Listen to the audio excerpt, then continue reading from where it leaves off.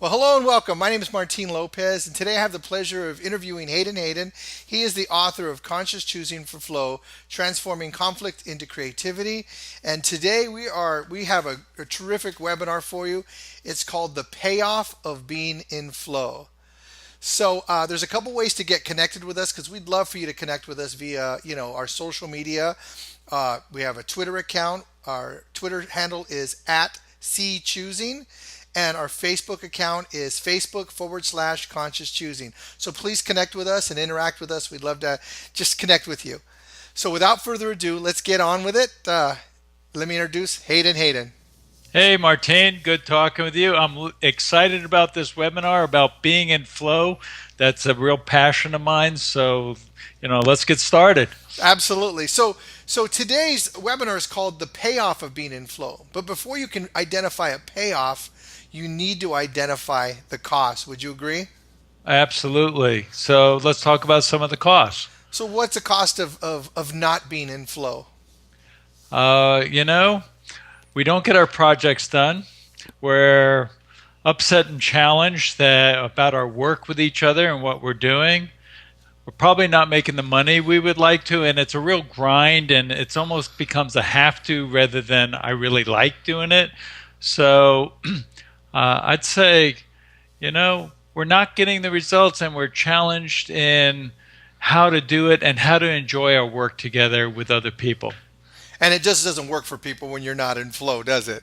That's the bottom line. Does it work? Hey, this really works for me. We're probably in flow. Hey, this doesn't really work for me. We're probably not in flow. That's kind of the barometer here. What works for us, and does it all work for us? If it all is, and we're in the zone, we're in flow. Nice. Now the workshop is called Conscious Choosing for Flow, and the tagline is creating results through our human connection.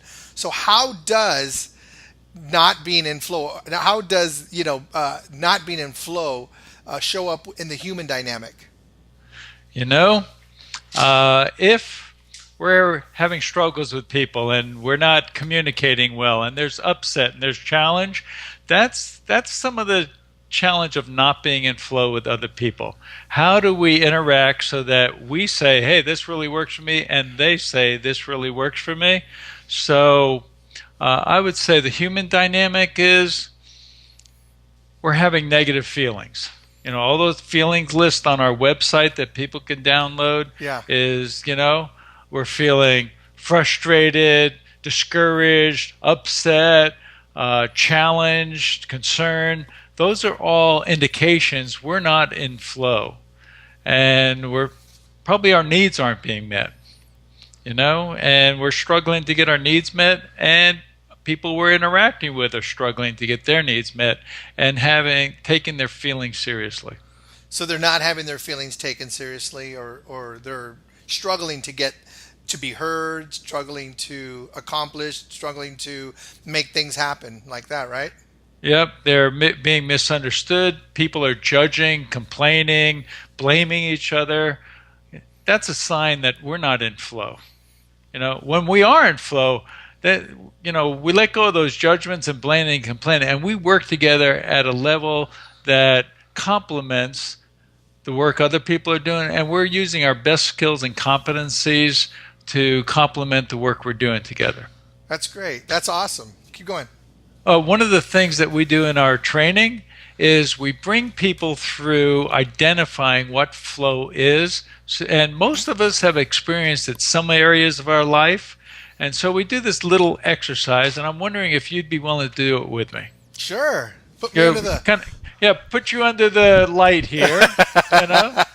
Let's do it. One of the things we do is we say, now think of a time in your past, recent past, or long ago, where it really worked for you, and you're working with people, and you're having fun, and you're getting results. So we ask you to think in 4 areas. The first is the physical environment. What was the setting? What was the setting that you were operating in? Number 2 was, what's the social environment? What were the interactions going on between people? Were you having fun? Were you getting results? And then number 3 was, what was the work itself? What were you trying to accomplish? And 4, what was the payoff or what was the reward for your work? Okay. So I'm wondering if something comes to your mind right now, I can Martine. think of something. Just I think something happened just the last month. Okay, We what had a was that? goal.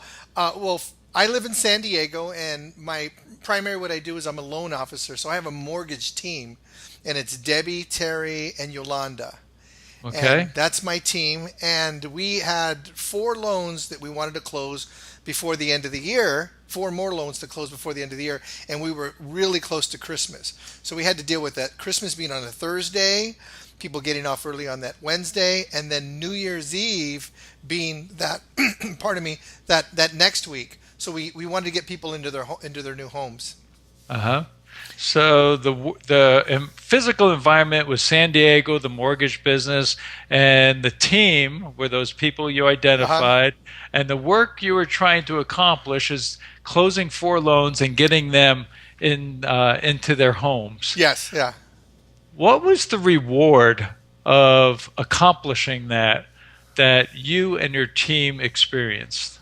Well, as a team, it was really cool because I remember when we closed that last loan, and it was literally the 31st of December. We were high fiving. We broke out a little champagne. We were celebrating. We were really excited, and we just wanted to get out of that office and go home for the year. But we were there. We were there till the very very end, and we felt really accomplished. We were excited. Um, we felt like we put a game plan together to get it done, and everybody did everything they were supposed to do, and we had fun. It was pretty awesome. So the one thing that we identify great, thanks for that example Yeah. of experiencing flow, working with the people in your loan business. And what we find, and when people identify that, the reward usually isn't about money. It's about the human connection, how we work together and having fun, accomplishing the goal ahead of us. It has to do with service and empathy towards each other as we work together towards a common goal. And it's really about that human connection. You guys had that human connection. You're working together. You're having fun. You're high fiving each other. Uh, that's what the experience of flow is really about.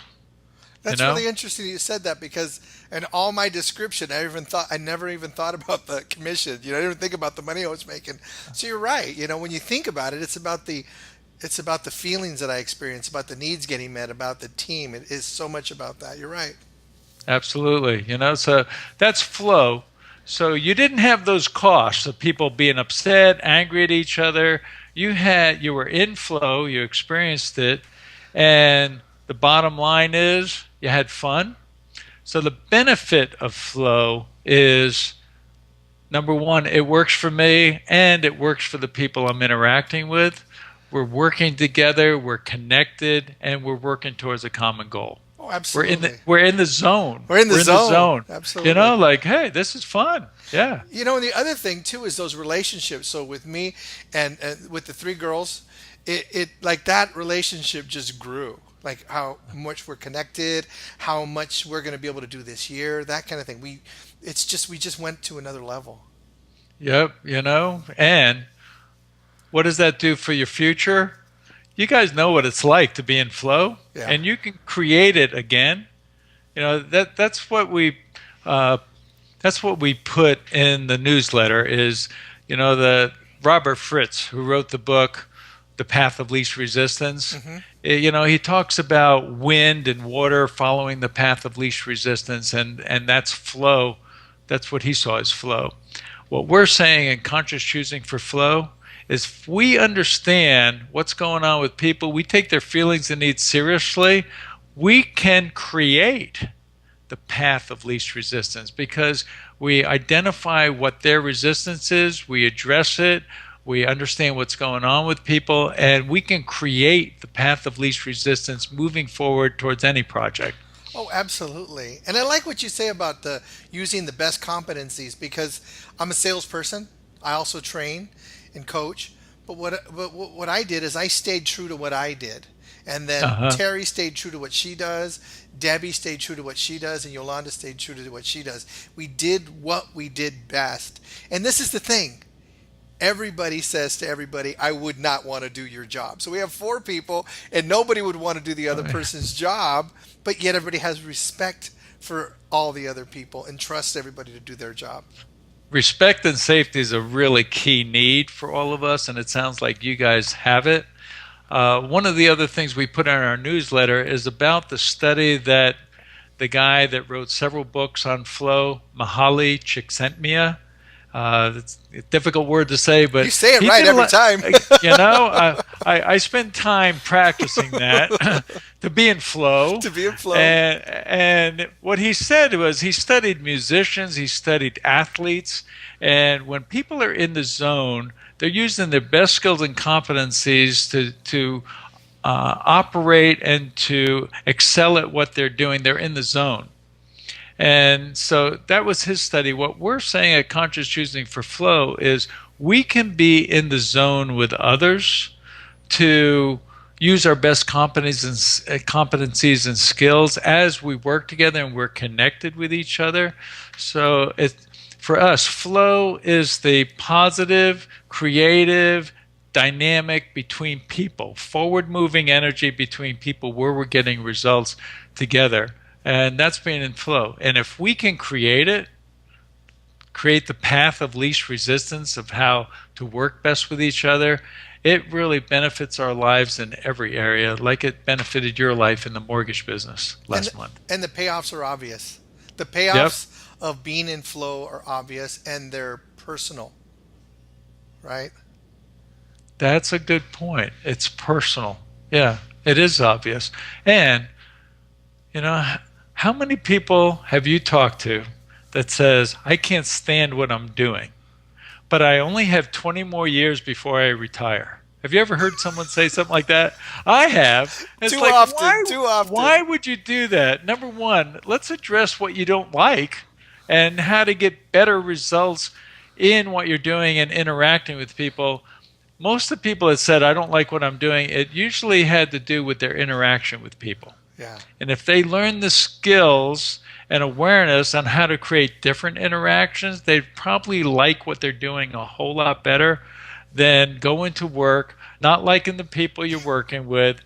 But that's what you do. You're a nurse, you're a doctor, Let's create the path of least resistance with others by addressing their feelings and needs and taking them seriously.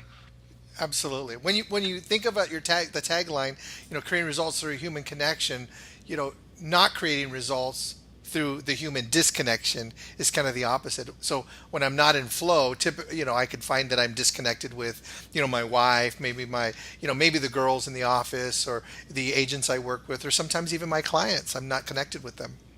When you said that, not creating results through the human disconnection, I don't know of it. My heart, I felt a yuck feeling inside of me. Yeah. Like, I don't want to do that. Yeah.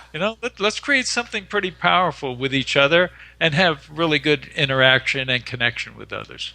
It's kind of like, where does it start? For me, what I noticed is it starts with a complaint. Somewhere there's a complaint in there, and then you have a feeling about that complaint, and then I'm trying to think about it. Like when I don't want to work, when I don't want to do the thing that I said I would do, for example. So sometimes I don't want to come to work. Sometimes I don't feel like being in flow, and if I listen, it's because I'm complaining, and then I'm feeling a particular way. And then I'm just throwing myself out of alignment.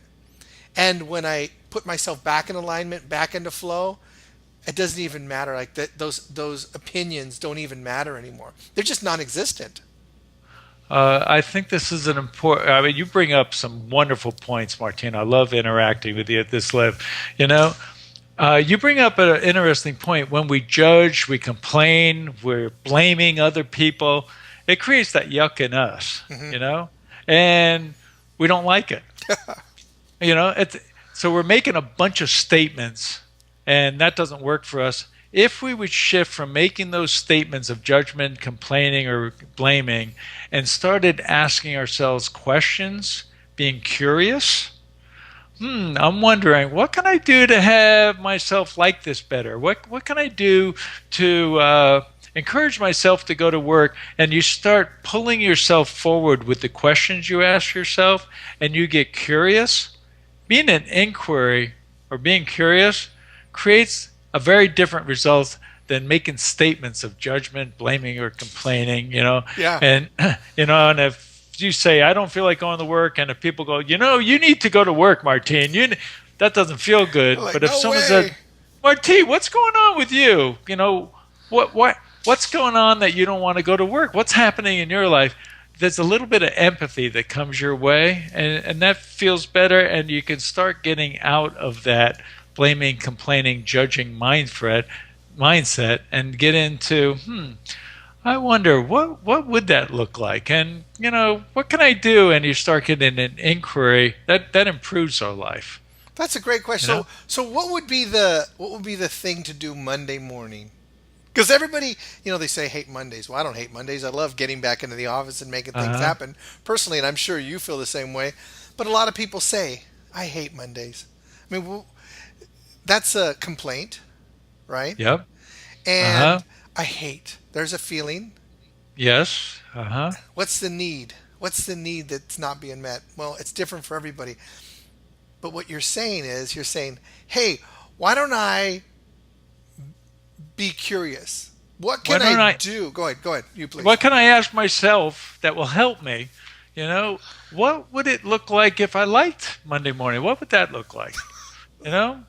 I I didn't don't even know. think of Let that me, question. let me That's think a crazy about it question. a while. Yeah. I don't know. I'm so used to complaining about Monday. I've never thought about what would it look like and what could make my day better. And it might start Sunday evening. Maybe what's going on Sunday evening if you're staying up late or something. Maybe, how could I create a shift in my life so that Monday mornings is better? And being an inquiry like that starts the wheels turning, and that's when creativity starts happening. If you don't ask yourself questions, creativity and innovation don't seem to happen. We're just blaming, complaining. That's not creativity and innovation. But if I ask, what would that look like, and what can I do differently this time? Now we're asking questions that will pull ourselves forward, and we can start getting creative at that point. Questions creates creativity and innovations. Lack of questions doesn't. That's great. Pretty simple, straightforward rule there, huh? Absolutely. And I love it when you're talking about transforming conflict into creativity. That's a whole other dynamic. Let's talk about that really quick. So, Okay. how would you define conflict first? And let's talk about how that transforms into creativity. I think we addressed it a little bit here about not liking Monday. We're in conflict with Monday. What creates creativity is asking ourselves the question, what would it look like? A lot of times people are in conflict with others, and blaming, complaining, judging. That's when conflict starts happening. And if we return like for like, and we complain, judge, or blame them, we're in conflict. One person needs to stop and go, well, what's causing this? And start asking questions, get curious. And if we have the awareness to identify, what the need is, and we name the need, the conflict will lose its charge. Nice. And it's curiosity that's going to create, sounds like you have a need for different level of respect from me. Is that what's going on? If they go, yeah, go, well, what would that look like? We're getting curious now. What type of respect would you like from me? And people can answer. And now we're starting to turn the conflict into creativity because we're asking questions. We're being curious, and we go, well, what would that look like? What kind of respect would you like from me that I'm not giving you? That's true. Well, that's a question, Yeah. And if I get an answer, I go, okay, so when can we do that? And what would that look like? That's when creativity starts happening. Yeah, the answer gives you something to work with. Yeah. The question is the fuel, if you will. It opens up the space. Yeah, the match, The the match. straight creativity. Let's do some creativity here and identify the elephant in the room. What, you don't feel safe? How am I violating safe with you? Tell me about that. Being in curiosity, is that match that says, okay, let's create some creativity. Let's change the conflict into creativity by asking questions, And being we curious. and we can take the word conflict and we can put transfer judgment. We could say that could be transform judgment. We could say transform a complaint. We can. It's the same thing. Conflict is a very powerful word, and I like it because it's very neutral.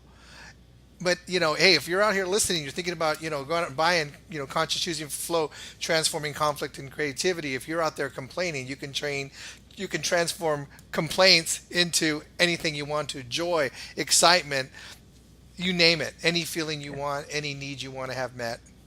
That's a good point. Conflict is judgment, complaining, blaming, not working well together, being in disalignment, disconnected from others. I mean, that's all part of it. Absolutely. Yeah. Conflict is one word that encapsulates all of that.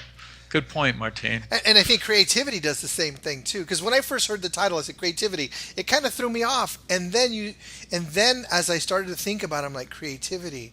I can throw anything in there. Really, that's creative. Yeah. Yes.